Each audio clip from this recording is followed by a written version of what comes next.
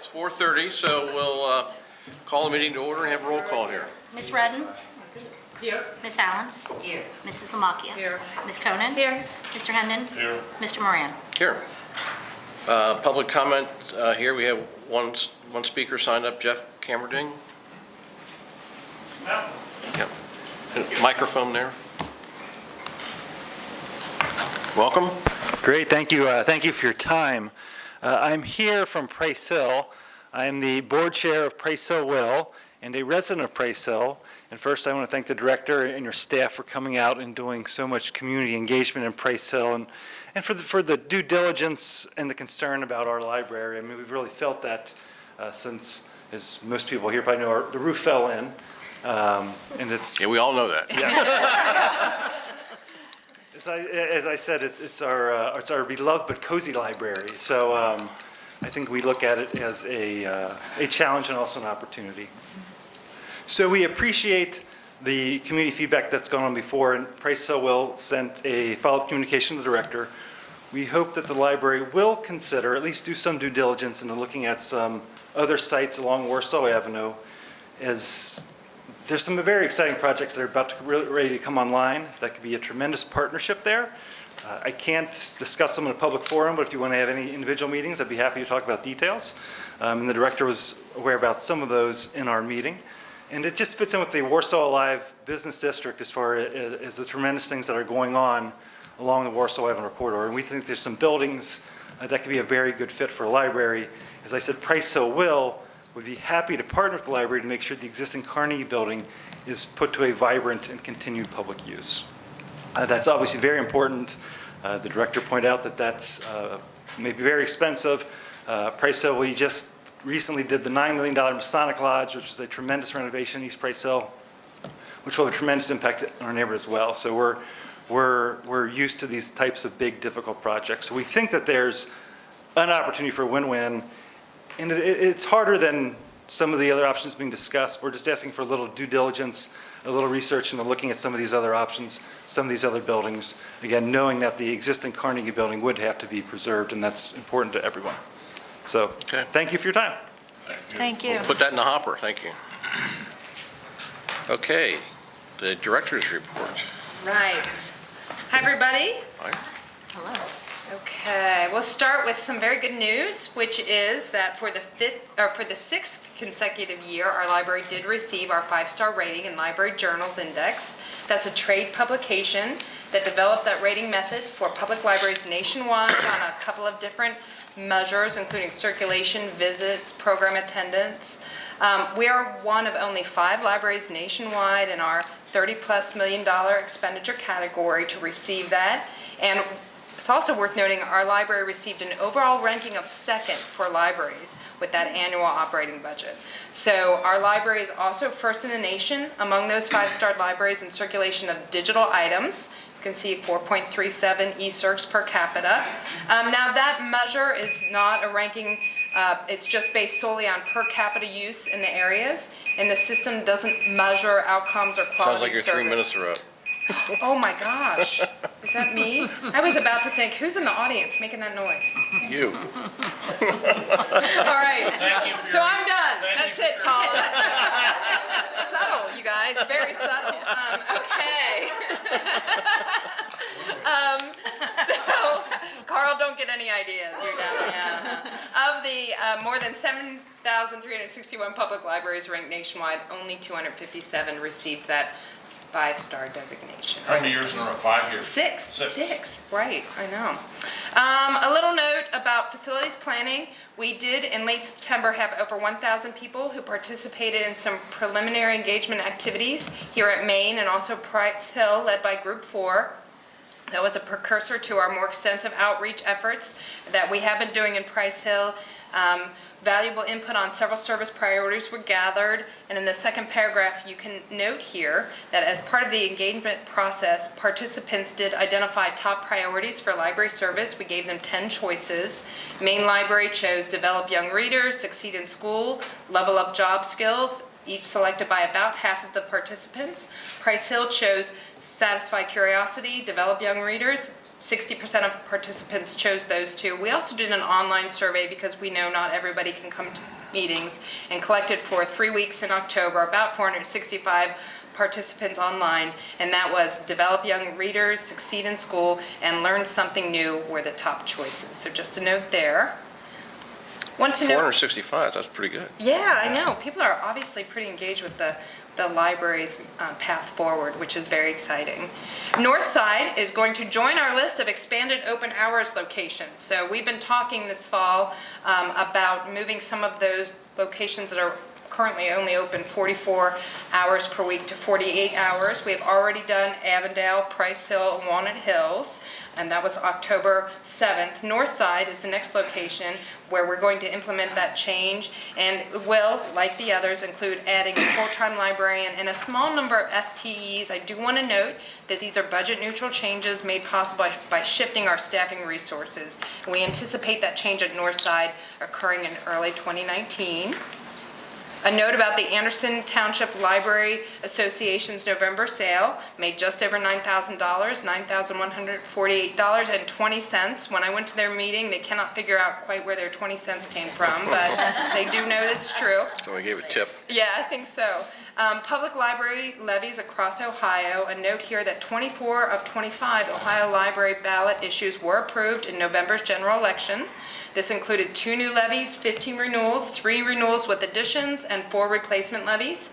And the cumulative vote total was an average of 64.5% approval, which is, yeah, Ohioans love their libraries, which is great. Just a note also about Ohio Library Council, we did have our membership drive in August. We encouraged staff to consider joining the OLC, and we offered a couple of options for staff to pay membership dues directly to OLC or to have their dues deducted from their paycheck. 40 staff members joined or renewed, and that provided an added bonus of extending their membership through December of 2019. So thank you to OLC for agreeing to do that. And OLC is an important membership, includes many benefits, access to opportunities for professional education, reduced registration rates, and also, particularly in this budget year, legislative support for libraries' interests. Okay, all those in favor of accepting the report, say aye. Aye. Molly, do I need to note the January board meeting date? Yes. Okay, so we also are going to add a January board meeting. The tentative date will be the 22nd of January, and we'll go with the 4:30 meeting time. If that changes, I'll let everybody know, but we will add that. Thank you. Okay. Next, we'll do the Human Resources Committee report. Okay. We met on December 4th, and we talked about educational assistance, and the board asked that Carl Allison, who's head of Human Resources, look into the feasibility of having an educational assistance program for the library. In general, this is a trend across the United States. The trend is a reduction in the offering of this, and for the past 5 years, there's been a decrease of 8% in undergraduate degree support and 9% in graduate support. And this educational assistance support is now offered only by about 50% of employers around the country. However, the board feels that the library should have an educational assistance program.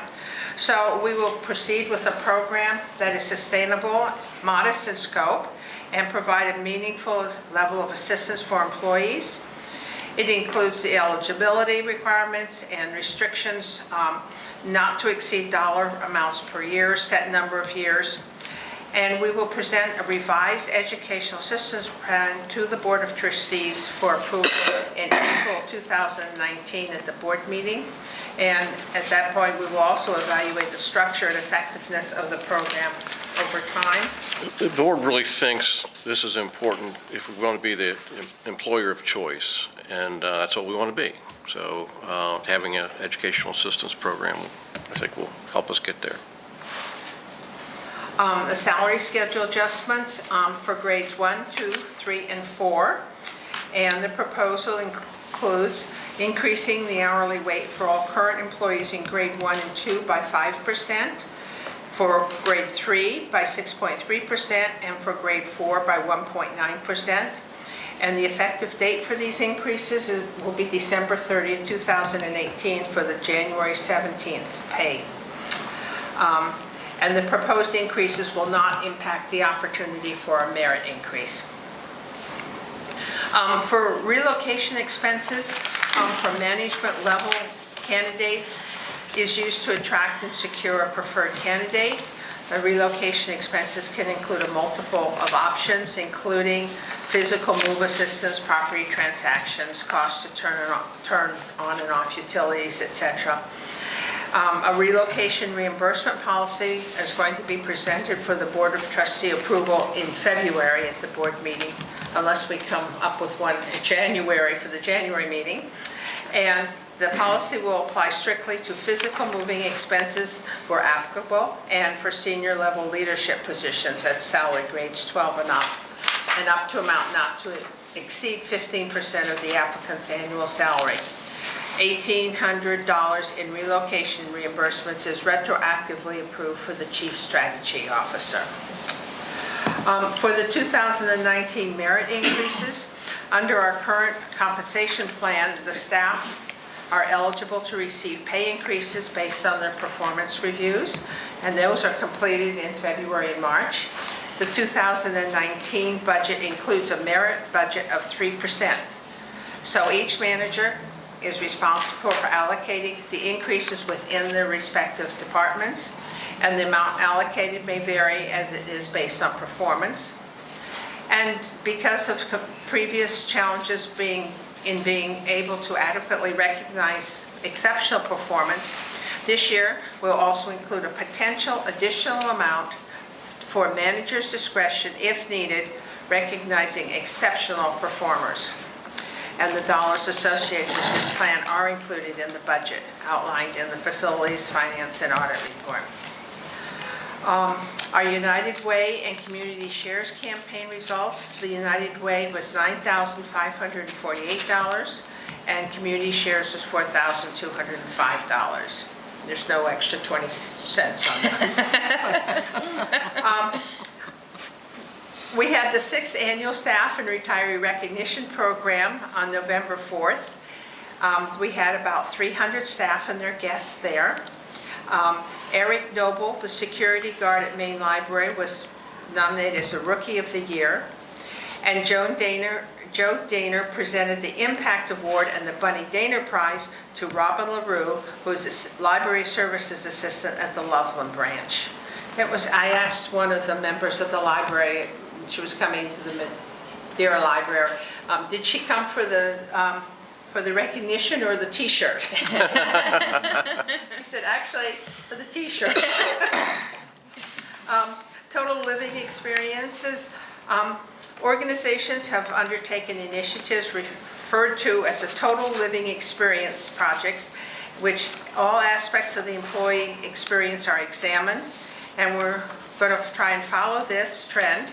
And it's important we continue to monitor the various aspects involved in this experience, such as pay, benefits, that is medical, dental, life, vision, educational, etc. And for the overall well-being of the staff. And defined by Gallup, it consists of 5 elements: career, social, financial, physical, and community well-being. And of course, each element has various aspects to it. So with this approach, it's going to force us to think differently about the employee's experience and in turn start to seek options and opportunities that we may not have considered. And I will propose to, we have to vote on this, don't we? So is there a second? Second. Okay, roll call. And they can do all in favor. Okay, all in favor, say aye. Aye. Okay, facilities report, Okay, facilities, finance and audit report. all right. So Facilities, Finance, and Audit met on December 4th, and we have a couple of items that we're going to run through. It's the recommendation of the committee that the board take following action confirming the following 2 change orders to the PLCH East Roof Replacement Project, one for A.W. Farrell and Son, change order number 1 at $3,130, and one at the PLC West Roof Replacement Project, also for A.W. Farrell, change order number 1 at $7,364.98. The next item we have is a credit card policy. So we're looking for approval of the policy, which includes specific information required by recent state legislation. I am not going to read the Thank you. policy to you. So, I know you all read it in advance, okay? So, I think we, Facility master. yeah, but do we need any kind of approval for that? We'll just approve the whole, Great, just approval thing? Great, thank you. All right, then, with respect to the facility master plan, we'd like approval for the selection of Group 4 Architecture, Research, and Planning to develop the library's facility master plan from the other 4 firms who submitted proposals. Those firms are listed here. If you have any questions about that, fire away. Hearing none, we're going to move on to Price Hill Branch design options for the community engagement. So we met on October 23rd, the Facilities Finance and Audit Committee, and reviewed the design options and preliminary cost estimates for the Price Hill Branch Accessibility Project. The committee indicated they would like to take 3 options to the community for feedback, which was done. Those options, a community engagement session was held on November 28th, 2018, and it's anticipated that the engagement will continue through the end of the year in hopes of a design decision by February 2019. So the 3 options, just generally, were renovate the current building and add a $4,000 to $5,000 square foot addition. The second one, replace the existing building with new 8,000 to 9,000 square foot building, or renovate the current building and add an elevator and 1,200 square foot addition to accommodate elevator and restrooms. Special meetings in 2019. We're starting 2019 with several projects underway. Price Hill Branch Accessibility Project, the North Building roof replacement, bids will be received in January. Energy Retrofit 3, 2 of 3 bids to be received in January and another bid issued in February. The Distribution Center renovation, bids to be received in January. The Walnut Hills Branch Accessibility Land Acquisition in process and community engagement to begin early 2019. And the Facility Master Plan consultant selection made by December 7th with kickoff. The Madisonville. Madisonville Branch Accessibility Kickoff, thanks Betsy, community engagement to begin in early 2019. We do anticipate additional meetings in 2019 as a result of the number of decisions we're going to be looking at. So I'm moving for approval. second? We'll do a roll call. Ms. Redden? Yes. Ms. Allen? Yes. Mrs. Lamacchia? Aye. Ms. Conan? Aye. Mr. Hendon? Aye. Mr. Moran? Aye. Now you got part 2. Okay, here we She go. has 3 parts. So, 2 of 3. actually, Molly, I'm going to ask you to go through the revision of the 2018 estimated resources and appropriations. Do you Okay. mind doing that? Nope, that's fine. Okay. So we're asking for authorization for the following revision of appropriations: decrease salaries by $500,000 and increase supplies by $500,000. The increase in supplies is to accelerate the purchase of some past due computer upgrades. The increase is offset by a reduction in salaries based on savings in actual versus budget expenses. The revision of permanent fund balances. This is to account for the donations received in 2018 for the ABLE Fund and the King Fund, $2,290 in ABLE and $1,000 in King. And then for the 2018 annual appropriations, to close out 2018 general fund, authorization is requested to revise the appropriations as needed from now until the end of the month. Any revisions will be reported to the board in February of 2019.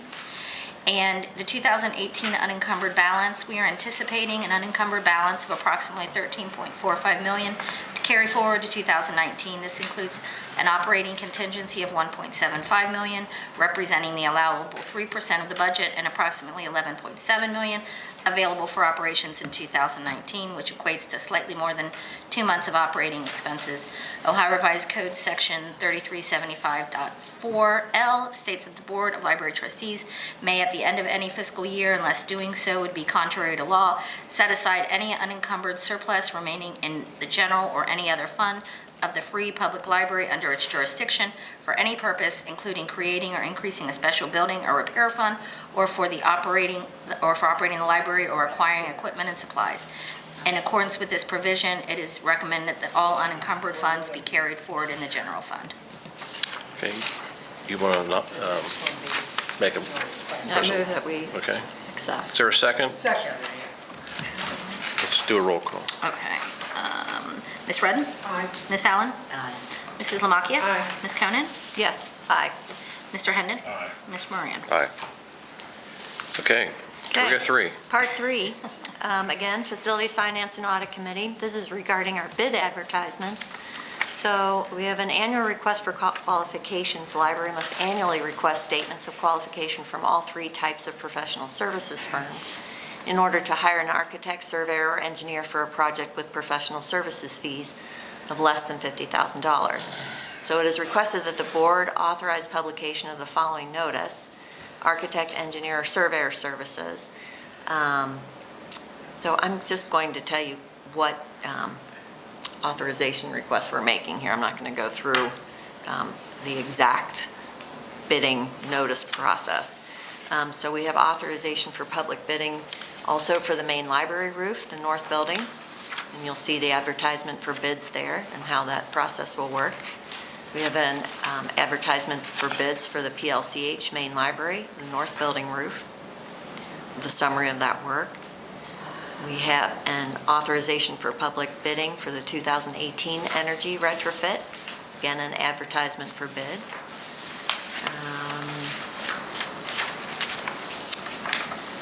We have an advertisement for the 2018 distribution center interior renovation. And that is all for the advertisements for bids, Okay. for now. I assume you move for approval? I move for Second? approval. Anybody second? A second. Okay. Can we do a acclamation? Yeah. All those in favor say aye. Aye. Okay. Library Experience Committee. Diane? That's me. Groesbeck Senior Librarian Lacey Worley. Lacey Worley joined the library in 2001 as a shelver at the Groesbeck branch. In 2004, she was promoted to the position of part-time library services assistant at the Groesbeck branch. After earning her bachelor's degree in 2006, she was appointed full-time library services assistant at the Anderson branch, and in 2007, she was promoted to library services floater. Lacey earned her master's in library science at Drexel University in 2010, and that same year was promoted to the position of children's librarian at the Elmwood Place branch.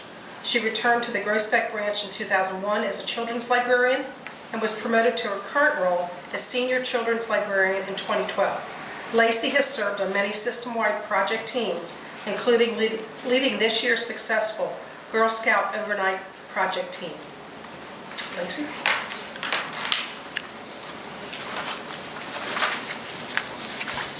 Welcome. Okay. Good afternoon, everyone. It is such an honor to be invited to speak to you all here today. As you just heard, I have been with the library for many years in various positions, and it has been an amazing journey, starting from a shelver in my youth to now being a children's librarian, where I get to focus on serving the youth in our community. I find it very rewarding to be able to reach out to children, families, and educators through the programs and services we offer. I would like to share with you some of those services that were extremely successful that I have been involved with. The Groesbeck branch recently partnered with 4C for Children to support their initiative to assist Corrigan Township daycare providers meet the requirements of Ohio's Step Up to Quality initiative. Step Up to Quality, or SUTQ, is a 5-star quality rating and improvement system administered by the Ohio Department of Education and the Ohio Department of Job and Family Services, designed to recognize and promote learning and development programs that meet quality program standards that exceed licensing, health, and safety regulations. Daycares not meeting SUTQ's requirements by the end of 2019 will not be eligible to receive voucher money from the state of Ohio, resulting in many children throughout Southwest Ohio no longer having access to voucher-assisted daycare. To help with this process, I worked with the branch manager and other librarian staff to schedule and set up meeting room space and laptops that 4C for Children staff used during 5 sessions to help attendees understand and fulfill SUTQ requirements. By providing these sessions, 4C for Children were able to help approximately 34 daycare providers who attended. Another way we offer services to our youth is through presenting story times.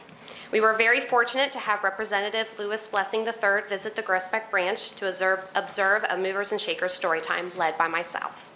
The Movers and Shakers Storytime is designed to build childhood development through singing, dancing, music, movement, and fun.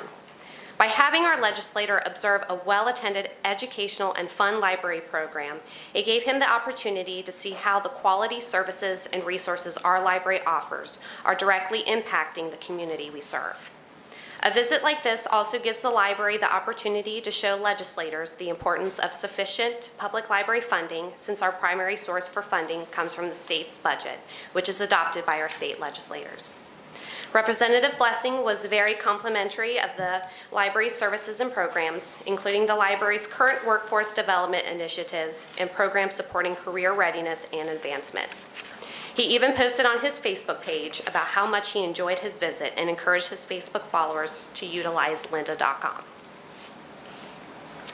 Finally, on November 17th through 18th, the library hosted its second ever overnight Girl Scout camping at the main library. Over 70 Girl Scouts and troop leaders camped in here at the library, utilizing the library's many resources while participating in hands-on activities focused on arts, crafts, science, and technology, which were all designed to build creativity, teamwork, and STEM skills. Troops also had the opportunity to tour the main library, where they could explore the entire building, including staff-only areas. Everyone enjoyed this unique experience of staying overnight while the library was closed, and each received a fun patch and were able to take home their finished work at the completion of the camp-in. And I had also brought a couple things from our camp-in. This was the fun patch that all the girls received. It says Cincy Library Camp-in. They were very excited to receive this so they could put this on their sash and their vests. Also, at the beginning of the evening, we handed out these Girl Scout songbooks to all the girls. These were actually made from our espresso book machine in the Makerspace department. Inside, we asked all the leaders to put in recommendations for songs, so we included those all inside the book. And the girls were able to take these books into the recording booth and sing songs and record themselves singing. So at the end of the camp-in, they got a burned CD with all their singing on it, and were also able to take home the songbook as a nice little memento. This event was a huge success.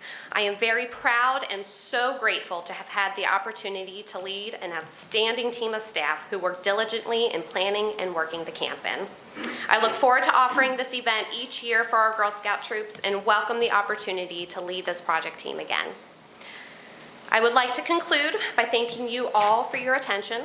I appreciate you allowing me to speak about the 4C for Children partnership, the state legislator visit to the Groesbeck branch, and the success of the Girl Scout Camp-in. At this time, I can answer any questions you might have. Lacey, if word spreads by mouth, you'll have probably twice as many as the 70 Girl Scouts here next year. I would say we definitely will. Was the Makerspace the most popular area? It was. Okay. It definitely was. They had a blast. We also had a green screen where they could pick whatever background they would like behind their pictures. Of course, the recording booth, the button-making machines, they were going to town with those buttons. I think each girl probably made about 10 buttons each. So yeah, definitely the Makerspace area was the most popular. Right. So you got your MLS from Drexel. Do they offer that online? It is, Okay. yes. That's great. I didn't realize they did that. Yes, very convenient. Anybody else? Thank you very much. Thank you. Yes, Great job. Thank you. All right, library continues partnership for hosting citizenship green card application events. The library continues to partner with Refugee Connect and the Immigrant and Refugee Law Center in providing citizenship and green card application assistance events at several locations. The latest was held on October 6th at the Groesbeck branch, with a total of 15 applications being processed. Future events will be held every other month at library locations through June of 2019. UC Health Services Library Partnership Pilot. We are partnering with the University of Cincinnati Health Sciences Library and a pilot to provide 2 health kiosks at the main library, made possible through a funding from the National Library of Medicine grant received by the university. One kiosk is a blood pressure monitor similar to what would be found in a pharmacy. The other kiosk will contain health and wellness information content designed by the UC Health Sciences Library. Both kiosks will be located near the Information and Reference Department in the area just outside the second floor break room.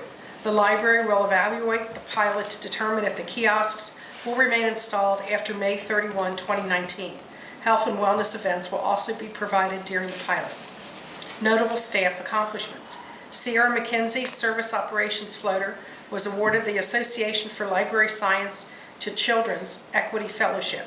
Only 6 people nationwide were selected to receive this fellowship, which will allow Sierra to receive funding for 2 ALSC and ALA memberships and 1 year of conference registrations and travel stipends to attend ALA Midwinter and ALA annual conferences. Don McMillan, Oakley Branch Teen Librarian, will serve as chair of the 2020 Margaret A. Edwards Award Committee. The Margaret A. Edwards honors an author as well as the specific body of his or her work for significant and lasting contribution to young adult literature. Upcoming events and exhibits. Listen cabinet on view in Library Atrium. Previously on display at the Contemporary Arts Center, New York-based artist Caroline Woodlard's interactive Listen cabinet will be hosted by the library in the atrium throughout the first week in January. One of 4 listening objects, the Listen cabinet, was made as part of a socially engaged art project commissioned by Wave Pool and the CAC. Holiday programming at the main library. From December 14 through 16, the main library will once again host the Cincinnati Northern Model Railroad Club's Holiday Train Display. On the afternoon of December 15, there will be a concert of holiday jazz music performed by the Chris Comber Trio. All we have in common. On January 9 at 6:30 p.m., the main library is partnering with Cincinnati Poet Laureate Manuel Iris on his monthly poetry series, All We Have in Common. All We Have in Common is a monthly poetry reading series with the intention of using the power of poetry to bring people of any social status, skin color, race, religion, sexual preference, nationality, or any other kind of diversity together on the basis of empathy and human understanding. The reading will have 2 featured poets, including Ohio Poet Laureate Dave Lucas, and 2 open mic sessions. National Youth Foundation event. As part of the National Youth Foundation's Youth Writing Workshop program, students from Bond Hill Academy and Whitten Hills Academy have written original biographies of prominent Cincinnatians Oscar Robertson and Judge Nathaniel Jones. The books will be published in hardcover with forewords by Magic Johnson and President Jimmy Carter. Students will present copies to Mr. Robertson and Judge Jones on Saturday, January 19 at the main library. That's great. 2019 Writer in Residence. The 2019 Library Foundation Writer in Residence will be announced in January. The podcast and blog featuring the new writer will begin in February, as will monthly office hours at a library location. Workshops will take place at the main library throughout the year. Black History Month programming. Throughout February, the library will celebrate Black History Month with events and classes across the system. Highlights include a series of programs at the main library focusing on how African Americans have served their local community. African American Read-In on Saturday, February 9th at the main library. The event will introduce participants of all ages to books created by African American authors and illustrators. Children's author Derek Barnes has been invited to headline the event. Addressing the opioid epidemic panel discussion.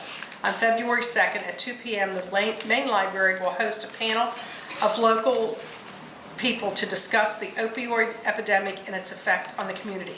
Panelists include Newtown Chief of Police Tom Synan and Talbot House's Addictions Clinical Practice Director Roxanna Hawkins.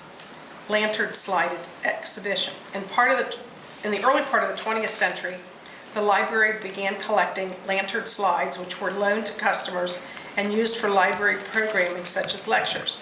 Over 40 years, the library has collected over 62,000 lantern slides. Highlights from this vast collection will be put on display at the main library from January 3rd to February 28th. You know, the Newtown Police Chief has become nationally known as a speaker for the opioid crisis. What is a lantern slide? It's a little slide. I'm looking at Holbrook because it's GLA. Slide, then it projects on a place, or you can actually, there are. Like those little things that. The Yeah, viewers. but, What did they call those little viewers? yeah. Viewmasters. That's Like I said, I play trivia, you're gonna want me on your team. Yeah. Lots of useless stuff is up in here. Yeah. I have one point of personal privilege. I do want to note that Judge Allen has agreed to moderate a panel for Black History Month at the end of February here at Main Library as well. that's So cool. I want Thank to you. give a shout out. Thank you. Right. Thank you. Glad to do it. Okay, the next committee, Strategy and Technology. Monica, you're on. I am. Okay. I got it. Got it? Yep, thank you. Okay. All right. First thing we're going to talk about is the right-click presentation. On November 16th, Bill Lane and Kim McClanahan from the library's computer services gave a presentation at the Ohio Libraries Council Right-Click 2018 Library IT Exchange Conference. They discussed increasing positive staff perception through IT performance and customer service improvements. The best attended session of the day, Bill and Kim discussed customer service changes made in our technology divisions over the past 5 years, leading up to an initial 2017 staff perception survey. They then described the resulting further improvements leading to increased customer satisfaction as seen in the subsequent 2018 survey. Biblioteca Remote Locker. We have purchased a 24-bay remote locker from Biblioteca. Items customers have on hold will be available in this new book locker system that checks the item out to a customer at pickup. Due to the security of the system, we will be able to extend the accessibility of our holds pickup with a self-check experience at times more convenient to them. The remote locker will also allow customers to return items at their convenience using RFID, which will immediately take the item from their account. Installation of this system will be on the left wall just inside of the Vine Street entrance. At this time, the lockers will be available during normal open hours, but we will explore potential options for access beyond normal hours of operation. The Atrium Laptop Kiosk. The library has received a new 12-bay laptop kiosk to be located in the atrium of the main library. Laptops will be available from both the Atrium Kiosk and Tech Center kiosks and can be returned to either. There will be a total of 42 laptops available for checkout at the main library. That's great. It's really good. Library participates in the 2018 Smart Infrastructure Challenge. As part of the Regional Smart Cities Initiative, the University of Cincinnati assembled a team of partners to participate in the 2018 Smart Infrastructure Challenge. Along with the library, other partners include Cincinnati Public Schools and the Urban League of Greater Southwestern Ohio. To ensure that our region is able to retain, attract, and produce the technology expertise required to contribute positively to economic welfare and development, the concept of creating smart campuses and an innovation hub utilizing the University of Cincinnati and Cincinnati Public Schools network in Greater Cincinnati was developed. Greater Cincinnati Regional Smart Campuses qualified for funding, and we are awaiting the details on next steps. We're also doing some experimenting with services in the atrium. Following the September brainstorming session led by Group 4 with Main Library staff, plans are moving forward to make the atrium space feel more occupied and welcoming and try out services and activities to see where the most need and interest is. Another goal is to provide spaces for both security and the Friends store that are better suited to their current needs. The goal is for the space to be ready by early 2019 to accommodate pop-up activities through June. Pop-up activities may include a business center featuring parts of the library collection, providing homework help, and more. Last item we have is the pop-up preschool pilot expansion. Okay. Some Somebody's alliteration. having a little fun with this alliteration, okay. In partnership with the YMCA of Greater Cincinnati, the pop-up preschool pilot expansion provided by the library at both the Deer Park, the St. Bernard branches concluded on Monday, November 19th. With a successful enrollment rate of 92%, 22 preschoolers participated in the most recent round of pop-up preschool. Each branch offered a 16-session program taught by certified teachers from the YMCA. Library and YMCA staff will meet to assess the program and determine next steps for similar pop-up preschool series. Thank you. Great. Okay, the next item is consent agenda items, and I'll ask for a motion to approve those items. So moved. Second? Second. Okay, go through those. Ms. Redden? Aye. Ms. Allen? Mrs. Lamacchia? Aye. Ms. Konen? Aye. Mr. Hendon? Aye. Mr. Moran? Aye. So I'm going to adjourn this meeting. Our next meeting, regular meeting, is tentatively now for January 22nd at 4:30. So we'll adjourn this meeting and go to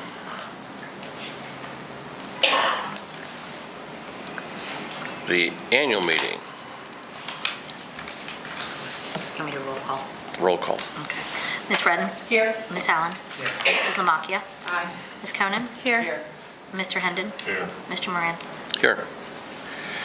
So we'll start off with the election of officers. We have a slate of officers presented for consideration is Mr. Hendon for president, Ms. Konen for vice president, Ms. Lamacchia for secretary. And we have committee assignments that I won't go through, but I'll ask for a motion to approve all that. So moved. Second. Okay, roll call. Ms. Redden? Yes. Ms. Allen? Aye. Mrs. Lamacchia? Aye. Ms. Konen? Aye. Mr. Hendon? Aye. Mr. Moran? Aye. Okay, Human Resources Committee. Okay, again, we, part of the December 4th meeting, it was the appointment of fiscal officer and the deputy fiscal officer. We'll appoint Molly DeFosse, Chief Finance and Facilities Officer, as the fiscal officer, and the board approved a stipend of $5,000 annually for the duties of the fiscal officer. Number 2, appoint Alicia Sanders, Senior Financial Analyst, as the deputy fiscal officer. Ms. Sanders receives no additional compensation for serving in this capacity. And number 3, confirm from October 11th, 2018, and continue the appointment of Paula Brenneker as the Eva Jane Romaine Coombe Director at an annual salary of $230,000 for 2019, and this is the same as her current salary. And I move to accept this. Second? Second. Okay. Ms. Roll call. Redden? Yes. Ms. Allen? Aye. Mrs. Lamacchia? Aye. Ms. Konen? Aye. Mr. Hendon? Aye. Mr. Moran? Aye. So, Facilities and Finance and Audit. I'm having a little hard time getting in. Betsy, do you have that? By any chance? Is it giving you a hard time? Yep. We didn't need that. It's not so many reports. You're going to want Molly to go over it anyway. I'm too freaky. It's got a lot of numbers in it. That's true. Okay, this is the annual appropriation resolution. Yeah. You want to run through? Yeah, I'll do it. Thank you. The Ohio Department of Taxation set our 2019 Public Library Fund receipts at $40,228,776, and Hamilton County has estimated property tax levy receipts of $36,971,223. These amounts together total, along with the other resources, give us resources of $80,455,000. It is recommended that the 2018 general fund appropriations be set at $80,455,000, distributed as follows. The next page, at the top of the next page, is all of the appropriations. Overall, the general fund appropriations, excluding transfers, are approximately 4% greater than the original 2018 appropriations. The increase is primarily the result of budgeted merit increase for staff for 2019, an increase during 2018 in library materials appropriation to account for the cost of electronic materials, increased expenses associated with contracted security, and recurring contracts related to the use technology for public service. So at the top of the page there, salaries are set at $30,840,000, retirement benefits, $4,317,600. I'm not going to read the whole number. Insurance benefits, $4,557,400. Supplies, $1,661,500. Purchase and contracted services, $10,609,000. Library materials and information, $9,485,000. Capital outlay, $704,500, and other objects, $780,000. And then the transfers are to the capital fund are $17,500,000. So in addition to the general fund, the next table details the available balance of all the other funds, the estimated resources, and then what the appropriation is. The biggest one of note there is the appropriation out of building and repair capital fund of $19,050,000. That's to account for the projects that are already planned. The special revenue fund and then the permanent fund are outlined. The special revenue and permanent fund appropriations include routine spending as well as an appropriation from the Armstrong Fund to be used as necessary in working towards our strategy of becoming a top workplace in the area and support the community engagement process, both which may include the purchase of refreshments. In addition, the Armstrong Fund will be used to supplement any tuition assistance plan approved by the board. And it is recommended that the board adopt the resolution. The next 7 pages detail by each fund and by each category. Okay, is there a motion to approve? Motion? Second? Second. Roll call. Ms. Redden? Aye. Ms. Allen? Aye. Mrs. Lamacchia? Aye. Ms. Conan? Aye. Mr. Hendon? Aye. Mr. Moran? Aye. You're still on. Okay, here we go. Got some more. Annual meeting responsibilities. So we have public official bonds, section 337532 of the Ohio Revised Code requires a library fiscal officer to execute a bond in an amount and with surety to be approved by the board, payable to the board and conditioned for the faithful performance of the official duties required.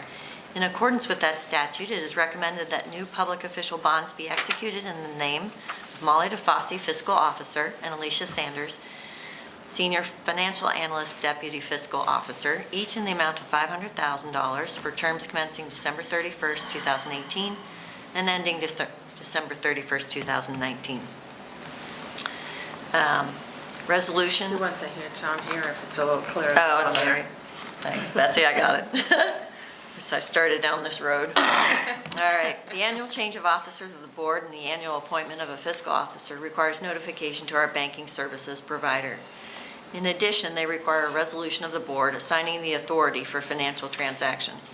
It is requested that the board adopt the resolution attached as Exhibit A, which is based on the following provisions of the Ohio Revised Code, and that those provisions require the election of a fiscal officer and the permission to appoint a deputy fiscal officer.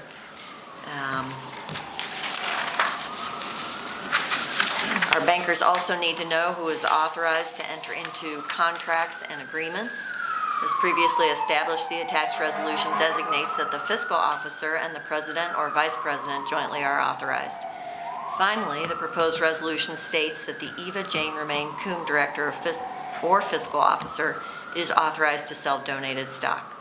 So, next is a resolution authorization for 2019 tax levy advances. The first settlement of annual property tax receipts generally is not complete until May, but the Hamilton County Auditor makes advance payment of the taxes collected and held in the county treasury. However, an advance will only be processed when the organization's governing body has passed an initial blanket resolution and the authorized official formally requested advance in writing. It is requested that the board adopt the following resolution to this purpose, which is based on the form suggested by the county auditor. So the resolution is there, allowing requests for advance payment. You can see it, so I'm not going to read the resolution itself. All of these matters are submitted for review and appropriate action. So moved. Second. Thank you. Okay, roll call. Ms. Redden? Aye. Ms. Allen? Aye. Mrs. Lamacchia? Aye. Ms. Conan? Aye. Mr. Hendon? Aye. Mr. Moran? Aye. So I will adjourn the annual meeting and open up the meeting for the member of the Public Library Cincinnati Hamilton County Foundation. Maybe roll call. Roll call. Ms. Redden? Here. Ms. Allen? Present. Mrs. Lamacchia? Here. Ms. Conan? Here. Mr. Hendon? Here. Mr. Moran? Here. So I'll just read what we're asking here is we want approval of the minutes from last year, approval of the revised code of regulations, election of directors. Following candidates have indicated their willingness to be reelected as director of the Library Foundation and are presented for reelection. And that list is there. And then the new board members, the list is there. And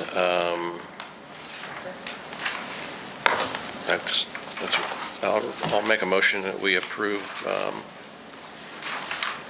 Second. report. Oh, Roll call. Ms. Redden? yes. Ms. Allen? Did she say yes? Yes, she said Okay, that. I'm sorry. Mrs. Lamacchia? Yes. Ms. Conan? Aye. Mr. Hendon? Aye. Mr. Moran? Aye. So I will adjourn that meeting. Last one. Here we go. Okay. And this is the Records Commission, meeting of the Records Commission, which we have to do every year. Yeah, okay, we'll do roll call. Ms. Redden? Here. Ms. Allen? Here. Mrs. Lamacchia? Here. Ms. Conan? Here. Mr. Hendon? Here. Mr. Moran? Here. So we need to approve the minutes from last year. And that's really all we need to do. You can So do it. moved. Okay. Second. Okay, can do all it. those in favor say aye. Aye. Okay, Thank you. we got through our 4 meetings today. In record time.